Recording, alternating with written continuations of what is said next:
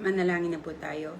Hallelujah, Lord. Sa oras na ito, kami po ay lubos na nagpapasalamat dahil may lakas po kami, may buhay po kami na binigay mo. Sa oras na ito, kami po ay nagpapasalamat dahil oras na naman upang kami po ay mag-aral ng salita ng Diyos. Tunay na kinagagalak po namin ang pag-aaral dahil marami po kami natutunan, higit ka namin nakikilala ng lubusan at naunawaan po namin yung mga kalooban mo na dapat namin maintindihan, maunawaan patungkol sa iyong salita. Samahan mo po kami, gabayan at patnubayan sa aming pag-aaral at inihiling po namin na ang iyong Espiritu Santo ang mangusap po sa amin. Ang mga wala pa po, hindi pa po nakakapag-online ay ipuin mo sila at dalangin po namin na makasama din po namin sila sa gabing ito. At dalangin ko na patuloy na ang iyong mga salita ay pakaingatan namin sa aming mga puso upang kami ay patuloy na makalakad ng ayon sa iyong paglakad, ayon sa iyong salita, ayon sa iyong kalooban. God, yung mga mahal namin sa buhay na wala pa, na nasa daan pa, ingatan mo po silang lahat, pagpalain, gabayan at patnubayan. Ang dugo ng Panginoong Hesus ang tumaki po sa bawat isa sa kanila, maging sa bawat isa sa amin. Patuloy na patnubayan mo ang gawain ito, ikaw maluwalhati, madakila at mataas, maparangalan sa tanging pangalan ni Kristo Jesus. Amen. Amen po. Magandang gabi po muli sa lahat ng mga kapatid, sa lahat ng mga bago lang po na naka-discover sa ating live stream. Salamat po at sana ay palagian po nating magawa ang pakikinig ng salita ng Diyos. Now, patuloy po tayo na mag-aaral ng salita ng Panginoon. Tayo po ay nasa week 9 na po. Pang-siyam na linggo na po natin pinag-aaralan ang Book of Galatians, no? Verse per verse, chapter by chapter, ang ating pinag-aaralan. At napakaganda, marami tayong natutunan sa ating mga pinag-aaralan. Ngayon po ay ang ating pag-aaralan ay Galatians 4:13 to 31, no? Galatia 4:12 hanggang 31. No? So, hindi na po natin babasahin. Siguro mamaya bago kayo matulog, muli nyo pong basahin para maging press pa rin sa inyo ang salita ng Diyos na ating pag-aaralan. No? So, ang pamagat ng ating pag-aaralan ngayon, gabi, ay Children of Promise, ang anak ng pangako. No? So, last Wednesday, yung week 8 po natin, ang ating pinag-aralan noon ay the adopted children of God. We are the adopted children of God. At napaka dami po nating natutunan, nalaman patungkol sa mensahe noong last Wednesday, no? At isa po sa ating na pag-aralan noong last Wednesday ay sa pamagitan ng ating Panginoong Jesucristo, tayo ay hindi na alipin. Yun po yung paulit-ulit na binabanggit ni Apostol Pablo na tayo na kay Kristo o sa pamagitan ng ating Panginoong Jesucristo, tayo ay hindi na alipin kundi anak na ng Diyos. Ibang alipin sa anak. Now, tayo po ay dating alipin. Alipin ng kasalanan, alipin ng batas o ng mga law na sinusunod, no? Hindi na tayo alipin kundi anak na ng Diyos. Sa Hudyo, pag sinabing alipin, sila po ay alipin ng kautusan, at sa mga hentil naman, tayo na mga hentil, tayo po ay naging alipin ng kasalanan, tayo po ay tinatawag ng makasalanan, tayo po ay mapagsamba sa Diyos-Diyosan, tayo po ay alipin ng mga bagay na yon, tayo po ay alipin ng mga immoral na gawain. So, kaya nga po ang dahilan kaya hindi nakikisama ang mga Hudyo sa mga hentil dahil alam nila na ang mga hentil ay mga makasalanan, no? Hindi lang tinubos tayo ni Jesus o hindi lang niya tayo pinatawad sa ating mga kasalanan, kundi ang ginawa niya, itinubos niya tayo sa ating sa ating dating pagkatao, na tayo ay dating makasalanan. Tayo ay malayo sa Diyos, hindi natin hinanap ang Diyos, no? Hindi lang tayo tinubos ng Diyos sa ating dating pagkatao at sa mga maling pamumuhay natin, dahil nung una pa man, hindi natin kilala ang Diyos, tayo ay liko, tayo ay masama, tayo ay makasalanan, hindi natin hinanap ang Diyos, at hindi natin inibig siya, no? So, kundi tayo tinubos ng ating Panginoon Jesucristo sa pagkaalipin, at hindi lang tayo tinubos sa pagkaalipin, kundi ginawa pa niya tayong kanyang sariling anak, no? Na dati tayo tinatawag na kaaway ng Diyos, pero ngayon ay ginawa niya tayong kanyang anak, no? So, at hindi lang tayong ginawang anak ng Diyos, kundi naging tagapagmana pa tayo, no? Naging tagapagmana ng kanyang mga pangako, no? Ibig sabihin tayo ay tagapagmana ng Diyos, no? Ng kanyang mga pangako. Si Jesus ay tagapagmana ng Diyos dahil siya ang kaisa-isang anak ng Diyos. Tayo ay hindi naman talaga anak ng Diyos, kundi tayo suwail sa Diyos at naging kaawin ng Diyos, pero dahil sa kanyang biyaya, awat habag, tayo ay kanyang kinupkop. Kaya nga ang ating title nung last Wednesday is the Adopted Children of God, na tayo inampon, kinupkop ng ating Diyos, no? At may patunay o katibayan na tayo ay naging anak ng Diyos.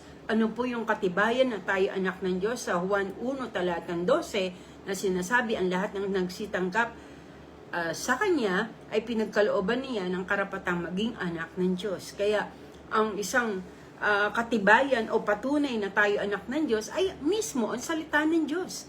Nang lahat ng nagsatanggap kay Jesus ay ginawa ng totohanan sa kanyang puso, na sumampalataya kay Kristo Jesus ay ginawa niyang kanyang anak. At hindi lang yun, ang sabi sa Biblia, ibinigay ng Diyos ang kanyang Espiritu sa ating mga puso na sumisigaw, Abba, Father, Abba, Ama, Diyos ko, aking Ama, no? So, Romans 8, sinasabi po doon, the Spirit beareth witness with our spirit that we are the sons of God. Na ang Espiritu rin nagpapatotoo kasama ng ating Espiritu na tayo ay anak ng Diyos. So, we are truly free, no? Jesus set us free. Tayo ay kanyang pinalaya and truly free dahil si Jesucristo ang nagpalaya sa atin. Sabi diyan sa verse 12, Galatians 4, verse 12, sisimulan na po natin ang ating topic sa verse 12. Ito pong ating unang verse. Nakikisap ako sa inyo mga kapatid, tularan ninyo ako, sabi po ni Apostol Pablo, sapagkat ako'y naging katulad na ninyo, wala kayong ginawang masama sa akin. So, makikita po natin meron pong good relationship itong si Pablo at yung mga taga-Galacia, mga mananampalataya sa Asia Minor na mga taga-Galacia. Sabi po sa verse 13, alam naman ninyong ang pagkakasakit ko noon ang naging dahilan kaya ko pinangaral sa inyo ang magandang balita. So, makikita po natin dito na talagang merong naging sakit itong si Pablo, no? Yun yung sinasabi sa kanya nung mga nakaraang linggo na shinare din ni Pastor Proylan, na meron siyang tinatawag na thorn of the flesh o tinik sa laman, na ilang beses niya, 3 times na sinabi niya sa Lord na alisin mo ito, pero ang sagot sa kanya ng Panginoon, my grace is sufficient for you, no? Ang aking biyaya ay sapat sa iyo. Minsan hindi tayo ginagawa ng Diyos na lahat ay nasa iyo na. May bagay na kulang para makita natin na kailangan natin ng Diyos sa ating mga buhay, no?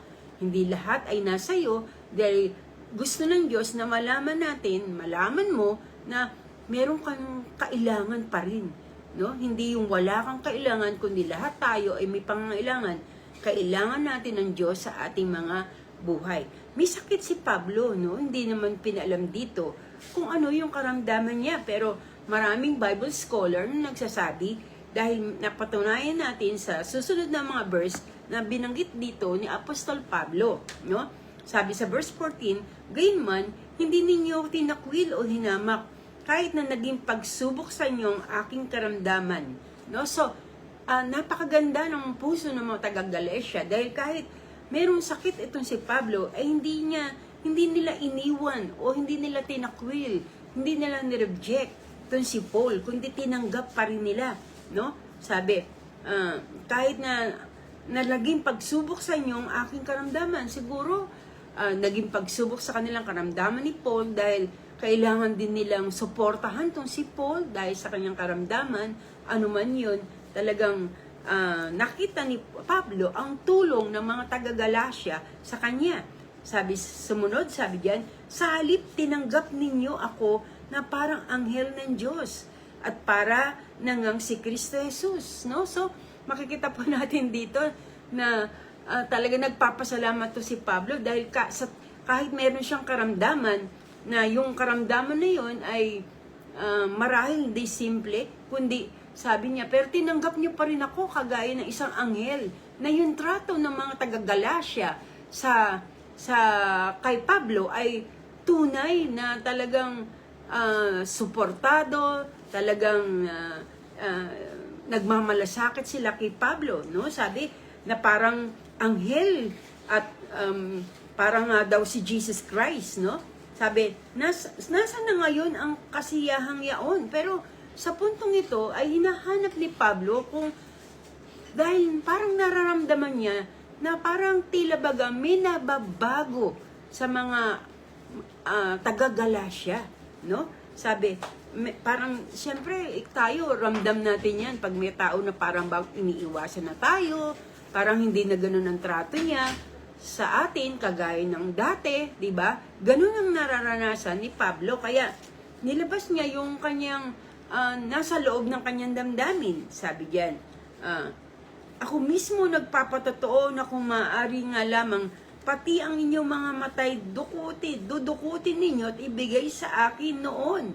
So, mismo si Pablo nagpatotoo na, nung time na maganda ang kanilang relasyon, na talaga suportado siya ng mga taga-Galatia, na pinatotohanan niya na pati yung mata daw nila ay gusto nilang dukutin at ibigay kay Pablo. Kaya dito natin makikita na para bagang tama yung sinasabi ng ibang mga Bible scholar na ang problema ni Pablo sa kanyang pangangatawan ay patungkol sa kanyang mata, no? Dahil sa verse na ito, sa Galatians 4, na sinabi niya na siya mismo nagpapatotoo nung maganda pa yung wala pa siyang nakikitang pagbabago sa mga taga-Galatia ay marahil ay yung kanilang mga mata ay gusto na nilang dukutin at ibigay kay Pablo, no? Ngayon, sabi sa susunod na verse, itinuturing ba ninyo akong kaaway dahil sa sinasabi ko sa inyo ang katotohanan? So, parang nakita niya na lumalayo sa kanya yung puso ng mga taga-Galatia na ang tanging dahilan ay dahil sa pagsasabi niya ng katotohanan, no? Minsan, may mga taong ding ganyan sa ngayon na pagka tinuwid mo, kapag sinabi mo yung pagkakamali niya, pag inaayos mo yung kanyang buhay o yung kanyang pagkakamali, parang mas nagagalit pa sila. Ayaw nilang pakialaman yung kanilang pagkakamali. Kaya parang sa tingin ko, nung binasa ko to kanina, ay parang ito po yung ang pakiramdam ni Pablo na kaya parang tila baga lumalayo sa kanya mga taga-Galatia dahil tinutuwid niya mga taga-Galatia patungkol sa kanilang mga bagay na nangyayari sa kanila sa nakarang mga araw. Na isa nga rito, yung patuloy na paniniwala nila sa kautusan na kung saan pinalaya na sila ng ating Panginoon. Verse 17, pinagpapahalagahan nga kayo ng mga taong iyan, ngunit hindi mabuti ang kanilang layunin, no? So, meron siyang discernment of spirit sa tingin ko, itong si Pablo, dahil sabi niya, yung mga taong yan, ito yung tinutukoy niya dito, yung mga intruders yung mga tao na sinasabi nila na sila yung mga Hudyong Kristiyano, na sila yung padala ng main church sa Jerusalem, na inaakay ang mga Hudyo, inaakay ang mga bagong mananampalatayang Hudyo at maging mga bagong mananampalatayang Hentil, na magpatuloy pa rin, magpa-circumcise pa rin, na sumunod pa rin sa mga batas, sa mga law, sa Torah, no? Na yamang pinalaya na tayo doon ng ating Panginoong Jesucristo, no? So, sabi, pinagpapahalaga nila kayo ngayon, pero hindi mabuti ang kanilang layunin. Alam ni Pablo na yung mga taong ito ay hindi maganda ang layunin. Parang inaakit sila na sumunod at bumalik muli sa kautusan. At tinuturo nila yung ibang ebanghelyo na sinasabi ni Pablo sa Galatians 1 na kahimot kami o may mga anghel mang mangaral sa inyo na ibang ebanghelyo na iba sa aming pinangaral na sa inyo, huwag niyong tanggapin, matakwil. Yun po ang sabi po ni Apostol Pablo, no? Nais lamang nila kayong nais lamang nila kayong ilayo sa akin upang sila ay inyong pahalagaan. No? So, nakita niya yung layunin ng mga taong ito na gusto nilang ilayo ang mga taga-Galacia, ilayo ang kanilang puso, ang kanilang sarili dito kay Pablo. Sabi sa verse 18, hindi masama ang magpahalaga kung mabuti ang layunin at hindi kung kaharap lamang ninyo ako. Ito, sabi sa verse 19, tinan nyo, ang sabi ni Pablo, mga anak ko. So, tinawag niya, ibig sabihin, meron silang maganda talagang pagtitinginan, relationship sa isa't isa, na tinawag niya ang kanyang tupa, ang mga mananampalataya sa Galacia na mga anak, na ang turing niya ay mga anak niya, yung mga taong ito. Sabi, mga anak ko, dahil sa inyo'y minsan na akong nagdaranas ng hirap tulad sa babae nanganganak. So, alam naman natin kung papaano naging masipag tong si Pablo, na pati ang buhay niya ay isinaalang-alang niya para mabahaginan lang sila ng salita ng Diyos, na ilang beses siyang halos mamatay na sa daan, sa paglalakbay niya, no? Ang ginaw, ang init ng araw, ang gutom ay kanyang hindi inilantana, mabahaginan lang ng salita ang mga mananampalataya o yung mga bagong mananampalataya ng ating Panginoong Jesucristo, no? Kaya sabi, nagdanas ako ng hirap tulad ng isang babae nanganganak. Alam naman natin na napakahirap manganak. Alam natin kung paano mahirap mag-labor. Na sinasabi niya na ako naranasan ko yun. Dahil sa pagpapagal niya, dahil sa pag-aalala para sa mga mananampalataya, dahil sa pagpapakita niya ng pag-ibig sa mga kapwa niya mananampalataya. Sabi niya, hanggang sa ganap na mabuo si Kristo sa inyo, no? Hanggang sila'y maging mature, inaalalayan niya ang mga taong ito, inaakay niya ng lubos na makilala talaga si Kristo. At sabi, sana'y kasama ko kayo ngayon upang maiba ang tono ng aking pagsasalita, sapagkat gulong-gulo ng isip ko tungkol sa inyo. Talagang masyadong affected si Pablo dahil sa yung mga nangyayaring kaguluhan dito sa Galatians, no? Sabi sa 21, sabihin nga ninyo sa akin, tingnan nyo, no?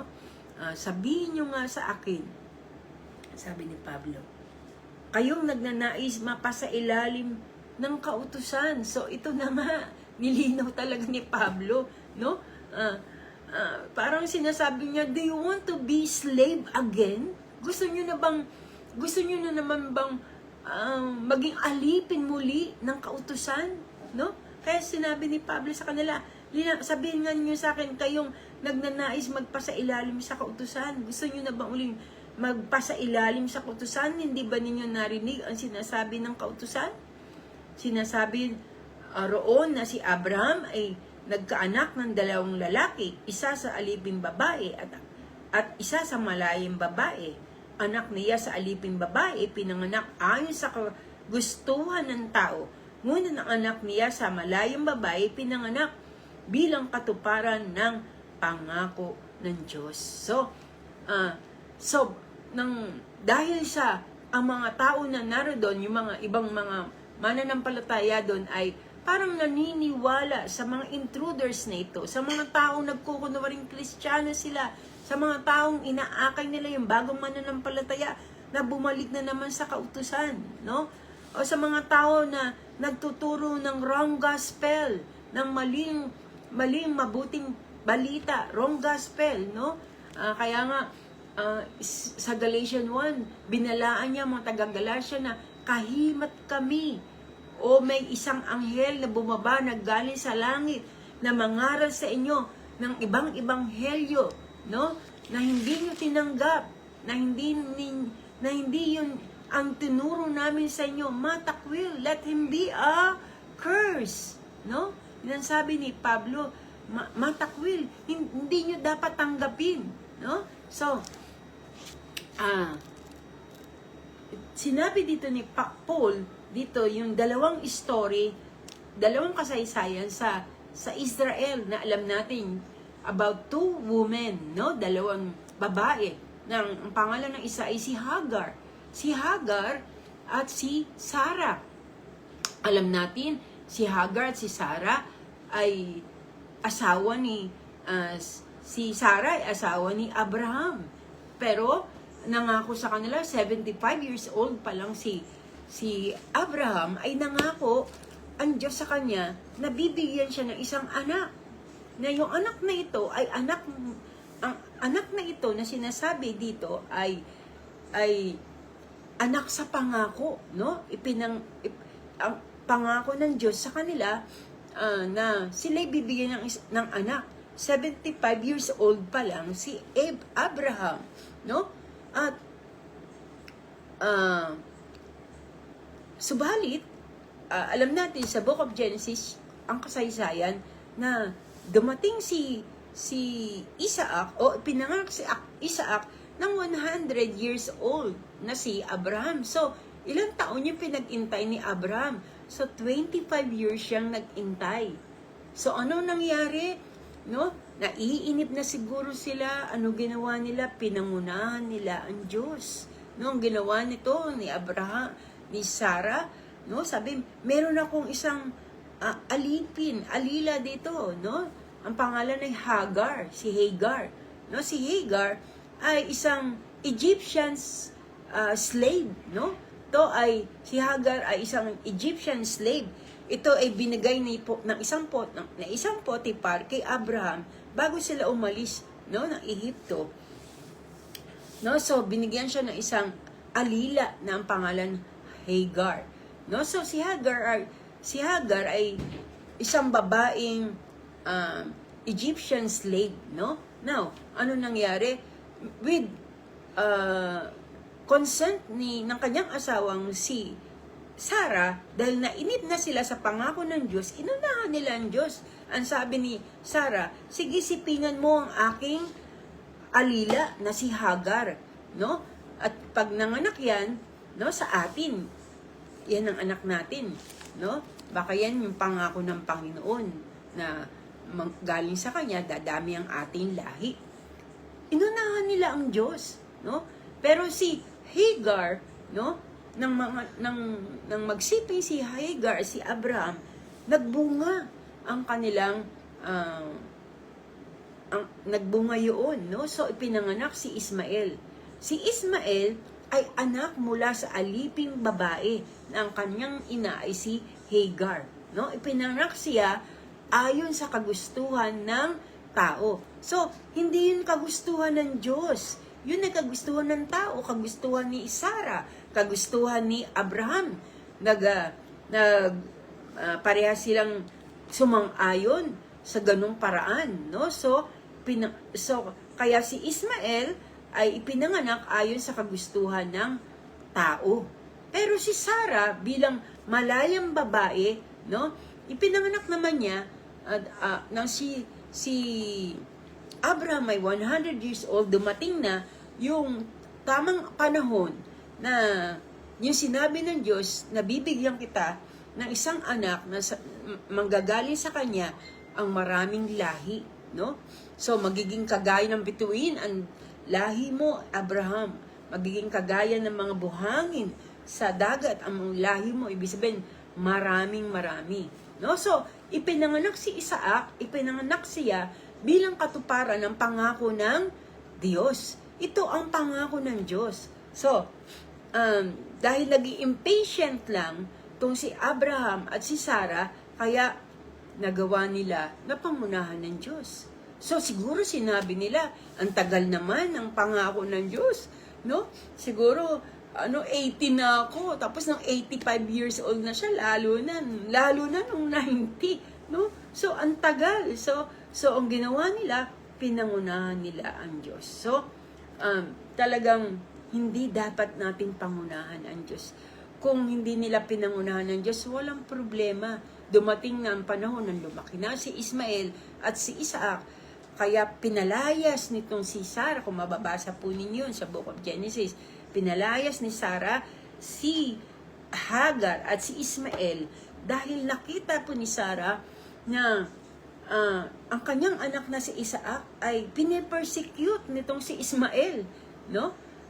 At alam din yun ng kanyang nanay ni Ismael na si Hagar. Kaya nang makita niya yun, pinalayas niya. Siya ang pangako ng Diyos. Tapos ginaganon nitong si Ismael. Kaya pinalayas niya. Sinabi ni Abraham, ano ba gusto mong gawin sa kanya? Papalayasin ko siya. Pumayag si Abraham. Pinalayas niya si Hagar at si Ismael, no? So, tandaan po natin na lagi may paraan ng Diyos. Hindi nauuna ang Diyos at hindi rin nahuli ang Diyos sa pagtupad ng kanyang pangako. Alam ng Diyos kung kailan ang tamang panahon, ang tamang oras, ang tamang araw ng katuparan ng kanyang pangako. Hindi siya nahuli at hindi siya nauuna, no? Ang Diyos ay marunong sa lahat, no? Sabi nga sa Bible, His ways are higher than us, no? His thoughts are higher than us. Alam ng Diyos ang kanyang ginagawa. At perpekto ang Diyos, marunong ang Diyos, alam niya, no? So, pinakita po dito sa mga susunod na verse 27, no? Na naging representation po itong dalawang babaeng ito as an illustration na sinasabi sa verse 27, no? 28, 29 na dalawang babae na yung Sir Hagar na sinasabi ito ay nagre-represent ng Mount Sinai, bundok ng Sinai, no? Alam natin sa bundok ng Sinai dito tinanggap ng mga tao, ang mga Israelita, yung batas, no? Yung batas, yung law na nagpaging slave sa kanila, na sila ay inalila ng slave nito, na pinipilit nilang gawin, sundin, pero walang sino mang nakasunod sa batas na ito, no? So, kasama ang mga mamamayan. So, she and her children, si Hagar, o she, yung tinutukoy na she dito, yung Mount Sinai, at yung kanyang mga children, lead to slavery to the law. Ito yung naghatid para sila ay maging slave, maging alipin ng batas. Pero si Sarah ay nagre-represent ng heavenly Jerusalem, no? She is the pre-woman, malayang babae na pinangako ng Diyos sa kanya ang anak na si Isaac, no? So, kaya nga sa verse 27, sabi diyan, ayon sa nasusulat, magsaya ka o babaeng hindi magkaanak, humiyaw ka sa galak, ikaw na hindi pa nakakaranas ng hirap sa panganak, sapagkat higit na marami ang anak ng babaeng nangungulila kaysa babaeng may asawa. No, ang tinutukoy po dito ay si Sarah, no? So, sabi dito sa verse 28, mga kapatid, tulad ni Isaac, tayo'y mga anak ayon sa pangako. So, inahin tulad ni Pablo, tayo dun sa anak sa pangako, tulad ni Isaac. Sabi, tayo'y mga anak ayon sa pangako, no? Kung noong una, ang pinanganak ayon sa Espiritu ay inusig, ito na nga sinasabi ko, noong una, yung pinanganak sa Espiritu ay inusig, si Isaac ay inusig ng ipinanganak ayon sa kagustuhan ng tao, ni Ismael. Inusig siya ni Ismael. Gayon din naman ngayon. Kaya nga, ang mga mananampalataya ng Panginoon ay nakakaranas din naman ng pag-uusig. Ngunit ganito ang sinasabi ng kasulatan, palayasin mo ang babaeng alipin at ang kanyang anak. No? Ito na nga, yung si Hagar at yung kanyang anak na si Ismael ay pinalayas. No? Dahil sapagkat ang anak ng alipin ay hindi dapat makibihagi sa mana ng anak na malaya. So, sino tumatanggap ng full blessing? Yung mga anak ng malaya. At sino yung mga anak ng malaya? Tayo na pinalaya ng ating Panginoong Jesucristo. We are freed by Jesus Christ sa Amang Hudyo, sa kautusan, sa law, at tayo namang mga hintil ay pinalaya ng Panginoon Jesus sa kasalanan, sa immoral, sa pagsamba sa Diyos-Diyosan, at sa mga bagay na nagpapalayo sa atin sa Diyos, no? Sapagkat ang anak ay alipin at hindi makikibahagi sa mana ng malaya. So, walang tatanggaping mana yung anak ng alipin, no? Kung papaano si Ismael hindi tatanggap ng inheritance ng mana, kundi ang mga anak sa pangako lang, the children of promise, no? Kaya nga, mga kapatid, hindi kayo anak ng alipin, kundi ng laya. Praise God, mga kapatid. Tayo ay hindi anak ng alipin, kundi anak ng laya. Pinalaya na tayo ng ating Panginoong Hesukristo. Hindi tayo anak ng alipin, kundi ng malaya, no? So, sabi niya, those who preach other gospel, get rid. Kaya nga yung mga nagpipreach ng mga maling katuruan, maling mabuting balita, maling gospel, palayasin nyo. Kaya sabi sa Galatians 1, huwag nyong pakinggan ng mga yon. Tayo pinalaya na. Laya na tayo sa kasalanan, laya na tayo sa batas, sa law. Sabi ni Pablo, no? Sa Galatians 5, ito ang conclusion sa verse 1, no? Napasama na natin yung Galatians 5 verse 1 dahil ito ang conclusion. Therefore, malaya na tayo dahil pinalaya tayo ni Kristo. Amen po ba? Na tayo malaya na sa kasalanan. Hindi na tayo dapat pang alipinin pa ng kasalanan. Hindi na tayo dapat pa alipinin pa ng mga immoral na gawain. Hindi na tayo dapat alipinin pa ng pagsamba sa mga Diyos-Diyosan. Hindi na tayo dapat alipinin pa ng mga gawa ng laman. Sabi diyan, dahil pinalaya kayo o pinalaya tayo ni Kristo. Sinama ni Pablo yung sarili niya, tayo. Pinalaya na tayo ni Kristo. Kaya magpakatatag kayo at wag nang paalipin pang muli. No? So, napakaganda ng conclusion. Huwag na daw tayo pang magpaalipin pang muli. Ano yung umalipin sa atin dati? Ano yung umalipin sa inyo dati? Ano yung umalipin sa mga Hudyo dati? Ang umalipin sa kanila, kautusan. Gawa sila ng gawa ng kautusan, pero wala sa puso. Gawa sila ng gawa ng kautusan, pero hindi nila masunod dahil kapag nag-failed sila sa isa, magpe-failed sila sa lahat. Tayo din naman, gawa tayo ng gawa ng kasalanan. Dapat sabi ng Biblia, pinalaya na tayo dyan ng Panginoon. Hindi na dapat tayong tagasunod ng kasalanan, hindi na tayo dapat tagasunod ng kasalanan. Kundi tayo ay pinalaya na, no? Mamuhay tayo bilang mga anak ng Diyos, no? Dahil si Jesus, ang ating Diyos, ang nagpalaya sa atin, no?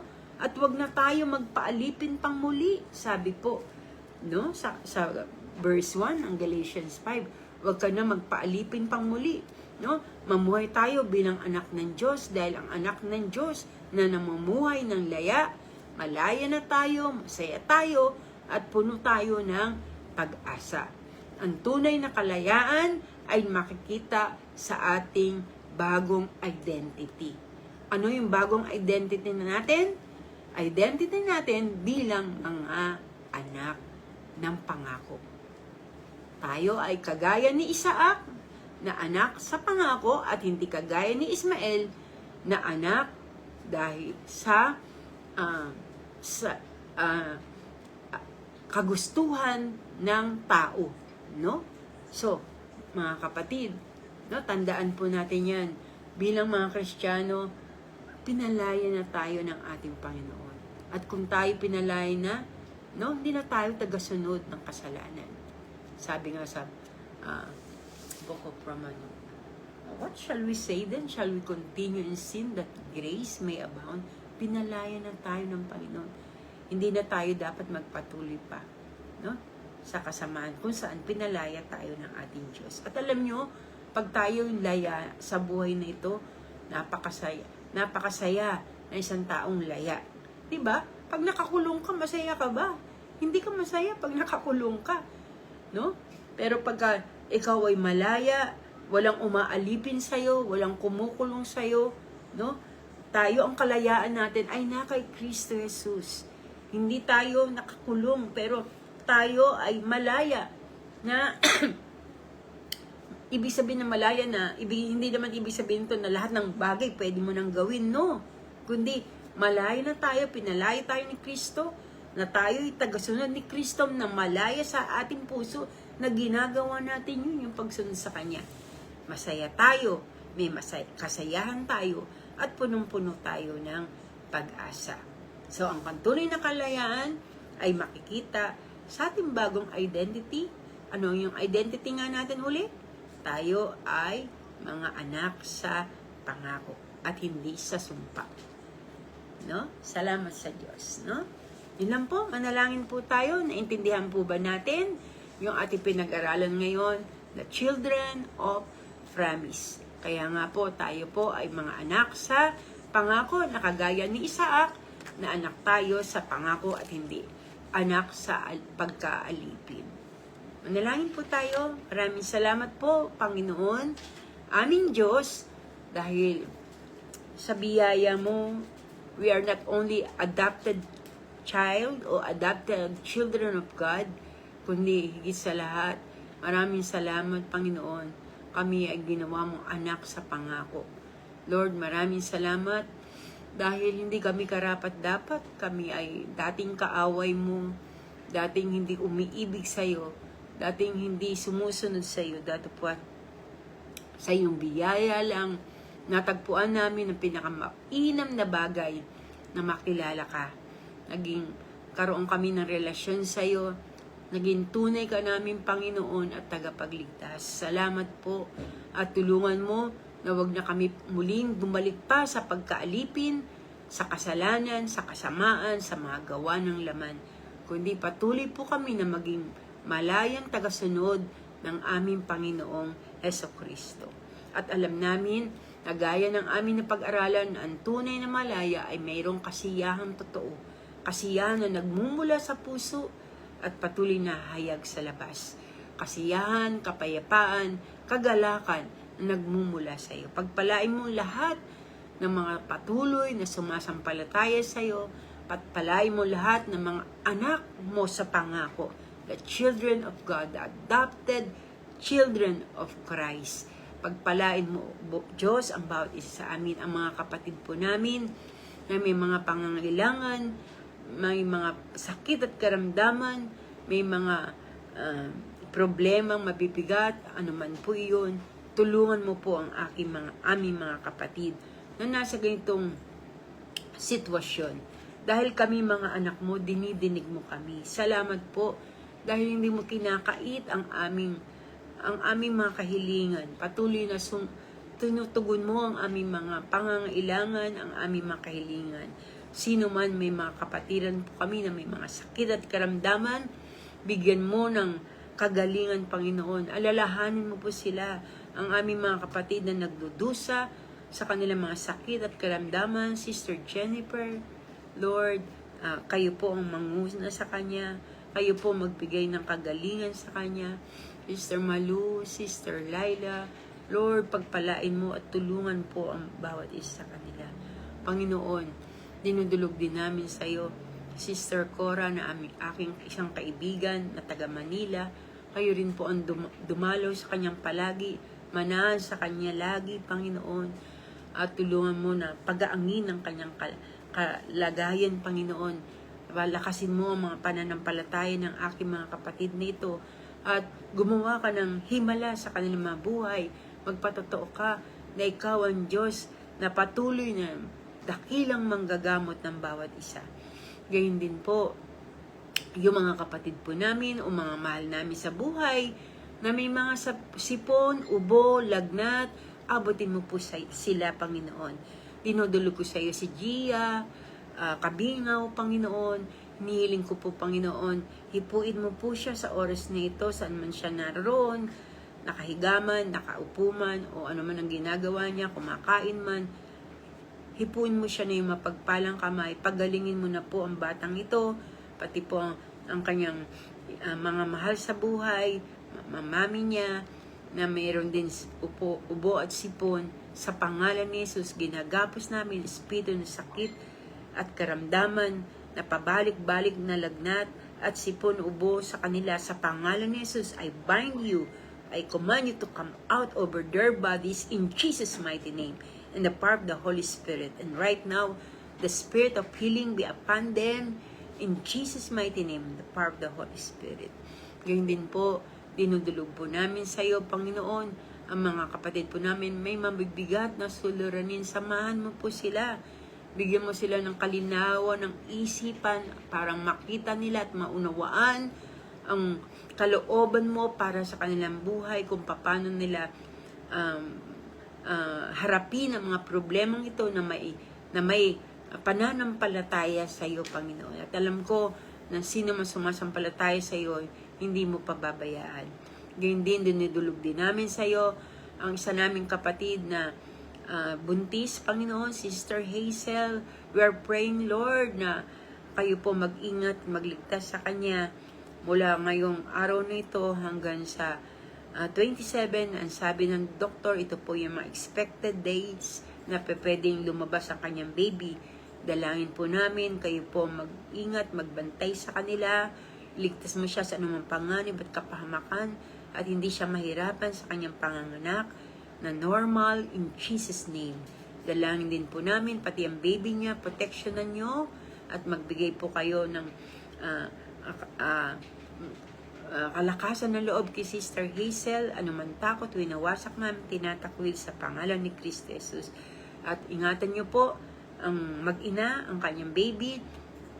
Dalangin po namin na lumabas itong malusog sa pangalan ni Kristo Jesus.